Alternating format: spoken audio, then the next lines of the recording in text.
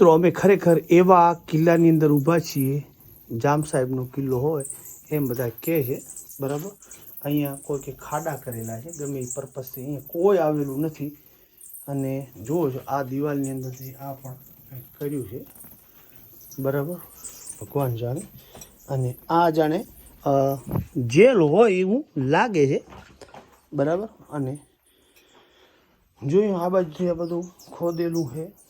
અને જો આ બધા પથ્થર એ અહીંયાથી જ્યાં ત્યાંથી કાઢી નાખ્યા છે. આ જો મોટો ખાડો કર્યો છે, શી ખબર કોઈ ખજાનાના ચક્કરમાં છે કે ગમે એ પર્પઝથી કોઈ આ કેટલું જાડું છે કોઈને ગમે એ કર્યું હોય. પણ જોયું આ આખી આ દિવાલનું બાખોરું કર્યું છે.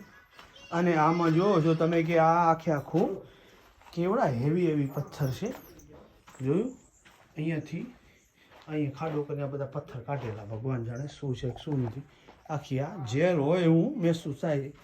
અહીંયા પણ આ પથ્થર બધા કાઢ્યા છે અને આવી રીતે જેલ હોય એવું લાગે છે. અને બારેથી મેં તમને બતાવી દીધું કે આવી રીતે આખા ગુપ્ત રાસ્તા આખી સૈનિકોનો રૂમ હોય એવું આપણને લાગી રહ્યું છે.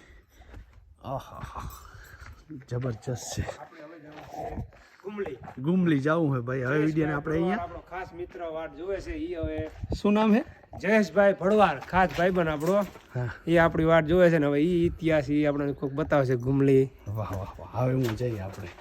તો આવી રીતે આખો વિડીયો આપણે બનાવેલો છે. તમે જોયું આવું બધું ખરેખર અજબ ગજબ છે. આવી રીતે લાગી રહ્યું છે આ જામનગર સાહેબનો આ પુરાણો કિલ્લો.